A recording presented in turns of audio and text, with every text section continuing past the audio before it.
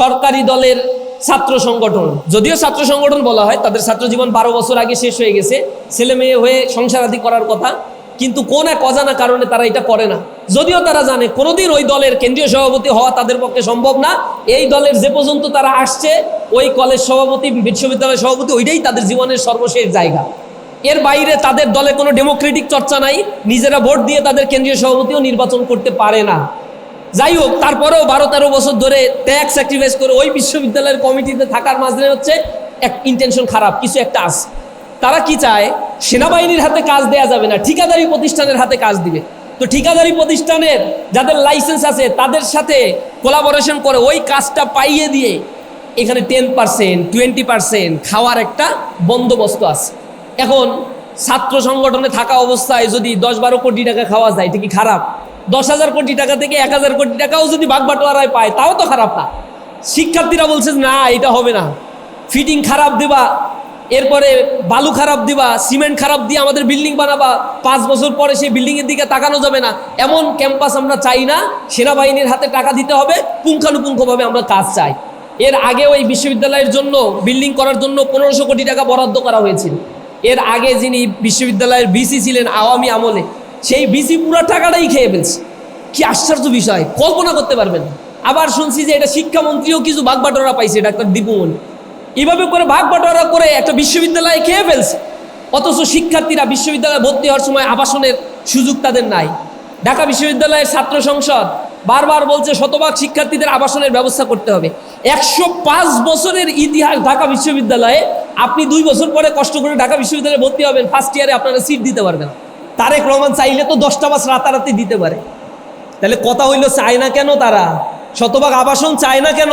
কারণ আবাসন যদি না হয় আর এই বাস টাস থাকবে না, এগুলা যত কনজাস্টেড করে রাখতে পারবে, নেতাদের পেছনে পেছনে ঘুরতে ঘুরতে তাদের জীবনটা তারা ক্ষয় করবে। সাধারণ শিক্ষার্থীরা, মেধাবী শিক্ষার্থীরা তাদের জীবনটা ক্ষয় করবে। একটা সিট পাওয়ার জন্য নেতার পিছনে ছুটতে হয়, নেতা গণরুম গেস্ট রুম করে, এরপরে রাজনৈতিক প্রোগ্রামে বাধ্যতামূলক তাদেরকে নিয়ে যাওয়া হয়। এই জিনিসগুলো আমরা বন্দোবস্ত পাল্টানোর জন্য এডুকেশন রিফর্মের কথা বলেছি, ক্যাম্পাস রিফর্মের কথা বলেছি, সেইগুলো করা হয় না। এদেশে কাঙ্ক্ষিত মেধার মূল্যায়ন দেওয়া হয় না। আবার কষ্ট করে স্ট্রাগল করে যে শিক্ষার্থীরা AA+ পাওয়া শিক্ষার্থী BCS ক্যাডার হচ্ছে, ডিসি হচ্ছে, এসপি হচ্ছে, ম্যাজিস্ট্রেট হচ্ছে, টিওনো হচ্ছে, এসটিওনো হচ্ছে, সায়েন্টিস্ট হচ্ছে, গবেষক হচ্ছে, ইউনিভার্সিটির টিচার হচ্ছে, এই মানুষগুলো আবার সেম লেভেলের করাপশনের সাথে জড়িত হয়ে পড়ছে। বিশ্ববিদ্যালয়গুলোর যারা শিক্ষক, grant commission, university grant commission যারা চালায়, তারা হচ্ছে বড় করাপশনের সাথে জড়িত। বিশ্ববিদ্যালয়গুলোতে হাজার হাজার কোটি টাকা বরাদ্দ দেওয়া হয়, বরাদ্দর টাকা মেরে নিয়ে চলে যায়। এই জগন্নাথ বিশ্ববিদ্যালয় আপনারা দেখেছেন আপনাদের পাশেই, সেখানে কিছুদিন আগে নির্বাচিত VPGS এর গায়ে হাত তোলা হয়েছে, ছাত্রদল হাত তুলেছে। কেন হাত তুলেছে? ইনকিলাব মঞ্চের একটা প্রোগ্রাম, হাদির যে প্ল্যাটফর্ম, শহীদ হাদির, ইনকিলাব মঞ্চের প্ল্যাটফর্ম থেকে প্রতিবাদ জানানো হয়েছে। ইউজিসির চেয়ারম্যান জগন্নাথ বিশ্ববিদ্যালয়ে ঘুরতে আসছে, একটা প্রোগ্রাম করতে আসছে, সেইখানে ইনকিলাব মঞ্চের ছেলেমেয়েরা ওইখানে গিয়েছে প্ল্যাকার্ড নিয়ে, বলছে আমাদের বিশ্ববিদ্যালয়ে 20 বছরের ইতিহাসে একটা থাকার জায়গা ছেলেদের জন্য নাই, আমাদের থাকার জায়গা হবে। 10,000 কোটি টাকা সরকার বাজেট দেওয়ার কথা, এই বাজেটের টাকা কিভাবে ব্যয় করা হবে এ ব্যাপারে স্টুডেন্টদের কথা হচ্ছে বাজেটের টাকা ব্যয় করবে সেনাবাহিনী। এটা আবার মানবে না বিসি, আর এটা মানতে চায় না তথাকথিত সরকারি দলের ছাত্র সংগঠন। যদিও ছাত্র সংগঠন বলা হয়, তাদের ছাত্র জীবন 12 বছর আগে শেষ হয়ে গেছে, ছেলে মেয়ে হয়ে সংসার আদি করার কথা, কিন্তু কোন এক অজানা কারণে তারা এটা করে না। যদিও তারা জানে কোনোদিন ওই দলের কেন্দ্রীয় সভাপতি হওয়া তাদের পক্ষে সম্ভব না। এই দলের যে পর্যন্ত তারা আসছে, ওই কলেজ সভাপতি, বিশ্ববিদ্যালয় সভাপতি, ওইটাই তাদের জীবনের সর্বশেষ জায়গা। এর বাইরে তাদের দলে কোনো ডেমোক্রেটিক চর্চা নাই, নিজেরা ভোট দিয়ে তাদের কেন্দ্রীয় সভাপতিও নির্বাচন করতে পারে না। যাই হোক, তারপরেও 12-13 বছর ধরে ত্যাগ স্যাক্রিফাইস করে ওই বিশ্ববিদ্যালয়ের কমিটিতে থাকার মাঝে হচ্ছে এক ইন্টেনশন খারাপ কিছু একটা আছে। তারা কি চায়, সেনাবাহিনীর হাতে কাজ দেয়া যাবে না, ঠিকাদারি প্রতিষ্ঠানের হাতে কাজ দিবে। তো ঠিকাদারি প্রতিষ্ঠানের যাদের লাইসেন্স আছে তাদের সাথে কোলাবোরেশন করে ওই কাজটা পাইয়ে দিয়ে এখানে 10%, 20% খাওয়ার একটা বন্দোবস্ত আছে। এখন ছাত্র সংগঠনে থাকা অবস্থায় যদি 10-12 কোটি টাকা খাওয়া যায়, এটা কি খারাপ? 10,000 কোটি টাকা থেকে 1,000 কোটি টাকাও যদি ভাগবাটোয়ারায় পায়, তাও তো খারাপ না। শিক্ষার্থীরা বলছে না, এটা হবে না, ফিটিং খারাপ দিবা, এরপরে বালু খারাপ দিবা, সিমেন্ট খারাপ দিয়ে আমাদের বিল্ডিং বানাবা, 5 বছর পরে সেই বিল্ডিংয়ের দিকে তাকানো যাবে না, এমন ক্যাম্পাস আমরা চাই না। সেনাবাহিনীর হাতে টাকা দিতে হবে, পুঙ্খানুপুঙ্খভাবে আমরা কাজ চাই। এর আগেও এই বিশ্ববিদ্যালয়ের জন্য বিল্ডিং করার জন্য 1500 কোটি টাকা বরাদ্দ করা হয়েছিল। এর আগে যিনি বিশ্ববিদ্যালয়ের ভিসি ছিলেন আওয়ামী আমলে, সেই ভিসি পুরো টাকাটাই খেয়ে ফেলছে। কি আশ্চর্য বিষয়, কল্পনা করতে পারবেন না। আবার শুনছি যে এটা শিক্ষামন্ত্রীও কিছু ভাগবাটোয়ারা পাইছে, ডাক্তার দীপুমণি। এভাবে করে ভাগবাটোয়ারা করে একটা বিশ্ববিদ্যালয়ে খেয়ে ফেলছে, অথচ শিক্ষার্থীরা বিশ্ববিদ্যালয়ে ভর্তি হওয়ার সময় আবাসনের সুযোগ তাদের নাই। ঢাকা বিশ্ববিদ্যালয়ের ছাত্র সংসদ বারবার বলছে শতভাগ শিক্ষার্থীদের আবাসনের ব্যবস্থা করতে হবে। 105 বছরের ইতিহাস ঢাকা বিশ্ববিদ্যালয়ে, আপনি 2 বছর পরে কষ্ট করে ঢাকা বিশ্ববিদ্যালয়ে ভর্তি হবেন, ফার্স্ট ইয়ারে আপনারা সিট দিতে পারবেন। বাংলাদেশে টানেল তৈরি করছে, এক্সপ্রেসওয়ে তৈরি করছে, বাংলাদেশে পদ্মা সেতু তৈরি হচ্ছে, আর যে বাংলাদেশের তরুণ প্রজন্ম আগামীর বাংলাদেশকে বিনির্মাণ করবে, সেই তরুণ প্রজন্মের বিশ্ববিদ্যালয়ের একটা নিরাপদ আবাসনের ব্যবস্থা পর্যন্ত এই বাংলাদেশ সরকার করতে ব্যর্থ হয়েছে। 50-55 বছর একটা দেশ পার করে ফেললো, অথচ ঢাকা বিশ্ববিদ্যালয় শতভাগ শিক্ষার্থীদের আবাসনের ব্যবস্থা করতে পারে না। 30% শিক্ষার্থীর আবাসনের ব্যবস্থা নাই। রাজশাহী বিশ্ববিদ্যালয় আপনারা যান, সেখানে 50% স্টুডেন্টের অবস্থা এমন, তারা আবাসনের ব্যবস্থা পায় না, সঠিক বন্দোবস্ত নাই। ঢাকা বিশ্ববিদ্যালয়ে আওয়ামী আমলের হিস্ট্রি ছিল, অনার্স মাস্টার্স পাস করার পরে এরপরে হলের সিট পেত, এরপরে কোনো একটা জায়গায় চাকরি করত আর পড়াশোনা করতো বিসিএস এর জন্য। বেসরকারি কোম্পানির গাড়িগুলো শহীদুল্লাহ হলের সামনে, এফএইচ হলের সামনে থেকে নাকি স্টুডেন্টদেরকে উঠাই নিয়ে চলে যেত। স্টুডেন্ট তো আর উঠাইতো না, বিশ্ববিদ্যালয়ের হলে থাকে, কিন্তু আসে কোম্পানির গাড়ি, উঠাই নিয়ে যায় কোম্পানির অফিসে, আবার বিকালে নামায় দিয়ে যায় আর থাকে সেইখানে। আর স্টুডেন্টরা রাস্তাঘাটে ঘুরে বেড়ায়, অনিরাপদ জীবনযাপন করে। জকসু হওয়ার পরে আমরা বলেছি সকল শিক্ষার্থীদের নিরাপদ আবাসনের ব্যবস্থা করতে হবে। জগন্নাথ বিশ্ববিদ্যালয়ে 20 বছরে একটা স্টুডেন্টদের জন্য অ্যাম্বুলেন্স নাই, অসুস্থ হইলে যে তাকে অ্যাম্বুলেন্সে করে হাসপাতালে নেবে সেই ব্যবস্থা নাই। এরপরে আমরা যখন একটা অ্যাম্বুলেন্সের ব্যবস্থা করে দিলাম, তখন আবার তাদের পক্ষ থেকে মেসেজ দিছে, আমরা কি সরকার কি চাইলে অ্যাম্বুলেন্স দিতে পারে না? 10টাও পারে। এগুলো ফুটেজ খোর। শিবির ফুটেজ নেয়ার জন্য মেয়েদের জন্য ঢাকা বিশ্ববিদ্যালয়ে মাল্টিপারপাস একটা বাস, আধুনিক একটা বাসের ব্যবস্থা করছে। তারেক রহমান চাইলে তো 10টা বাস রাতারাতি দিতে পারে। তাহলে কথা হইল, চায় না কেন তারা? শতভাগ আবাসন চায় না কেন? কারণ আবাসন যদি না হয় আর এই বাস টাস থাকবে না, এগুলো যত কনজাস্টেড করে রাখতে পারবে, নেতাদের পেছনে পেছনে ঘুরতে ঘুরতে তাদের জীবনটা তারা ক্ষয় করবে। সাধারণ শিক্ষার্থীরা, মেধাবী শিক্ষার্থীরা তাদের জীবনটা ক্ষয় করবে।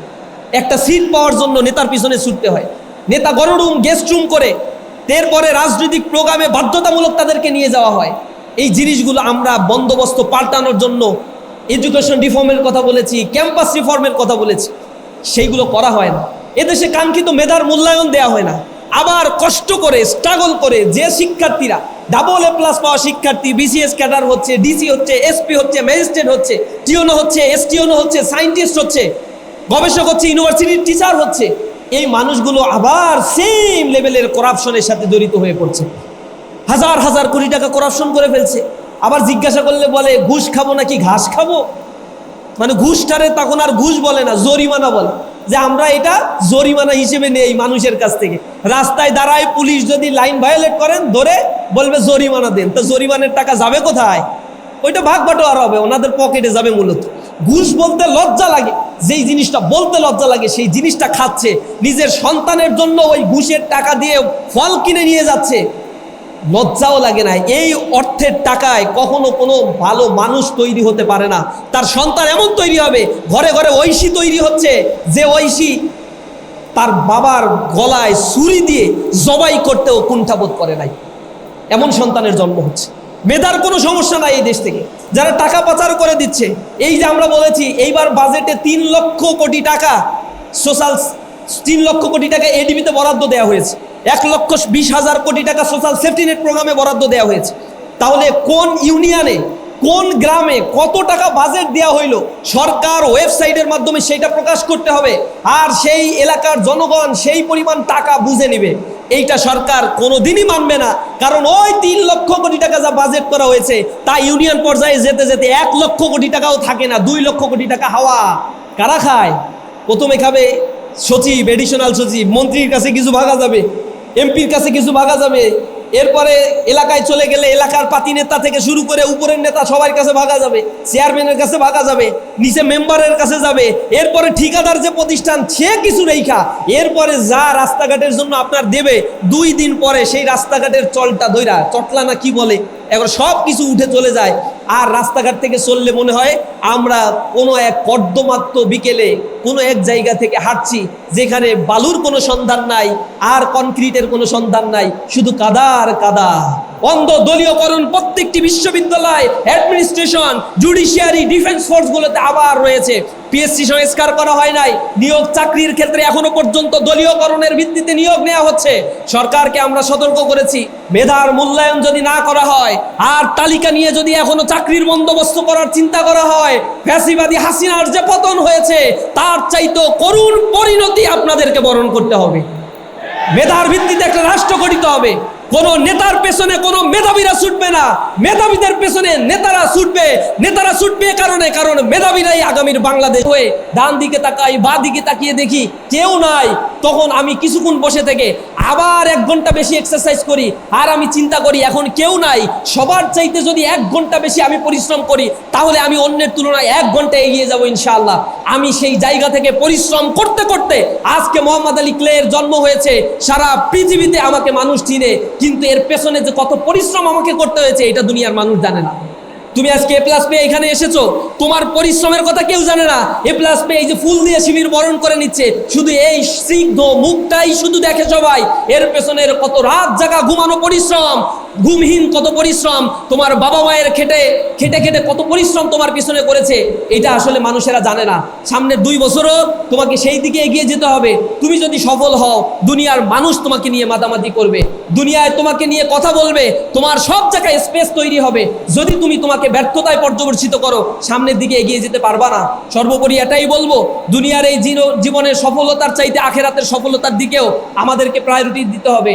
আমরা দোয়া করি আল্লাহর কাছে, রব্বানা আতিনা ফিদ দুনিয়া হাসানা ওয়া ফিল আখিরাতি হাসানা ওয়া কিনা আযাবান নার। আল্লাহ দুনিয়ায়ও আমাকে কল্যাণ দিও, আখিরাতেও কল্যাণ দিও।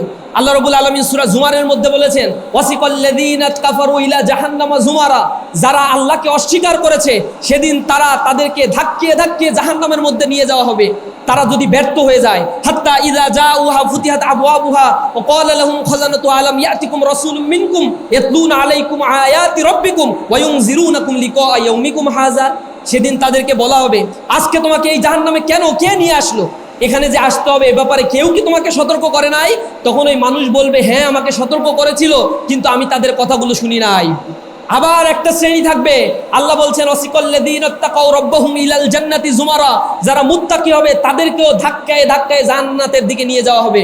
যখন তারা সেখানে যাবে তাদেরকে উষ্ণ সংবর্ধনা দেওয়া হবে, হাত্তা ইযা জাউহা ওয়া ফুতিহাত আবওয়াবুহা ওয়া ক্বালা লাহুম খাযানাতুহা সালামুন আলাইকুম তিবতুম ফাদখুলুহা খালিদিন। তোমাদেরকে উষ্ণ সংবর্ধনা দেওয়া হচ্ছে, ফুল দিয়ে লাল গালিচার সংবর্ধনা, হীরা মুক্তা মণি জহরাত দিয়ে তোমাদেরকে আতিথ্যতা করানো হবে, পানপাত্রে তোমাদেরকে বসানো, পানপাত্রে তোমাদের আপ্যায়ন করানো হবে, উচ্চ বিলাসী সিংহাসনে তোমাদেরকে বসানো হবে। এত চমৎকার আয়োজন শুধু তোমার জন্য করা হয়েছে, কারণ দুনিয়াতে তুমি কষ্ট করে এসেছো। দুনিয়াতে যেমন সফলতা অর্জন করতে গিয়ে কত কষ্ট করতে হয়েছে, রাত দিন পরিশ্রম করে এ প্লাস পেতে হয়েছে, তেমনিভাবে আখেরাতেও যারা দুনিয়ার এই সময়টুকুকে কাজে লাগাবে, যাদের চরিত্রের উৎকর্ষতা তারা সাধন করতে পারবে, কিয়ামতের ময়দানে আল্লাহ রাব্বুল আলামিন তাদেরকেও তেমনিভাবে পুরস্কৃত করবেন। এই পুরস্কারের সিস্টেম আমরা আল্লাহ রাব্বুল আলামিনের কাছ থেকে শিখেছি, এই সংবর্ধনা দেওয়ার সিস্টেমও আমরা আল্লাহ রাব্বুল আলামিনের কাছ থেকে শিখেছি। সফল মানুষদেরকেই পৃথিবীতে এবং পৃথিবীর পরবর্তী সময়ে আখেরাতের জিন্দেগিতে তাদেরকে অনেক অনেক বেশি সংবর্ধিত করা হয়। সেই জীবনের উন্নত জীবনের একটি অ্যাসপাইরেশন থেকে তোমাদের কাছে আমরা এই নিবেদন জানিয়ে আমাদের কথা শেষ করছি। আসসালামু আলাইকুম ওয়া রাহমাতুল্লাহি ওয়া বারাকাতুহু।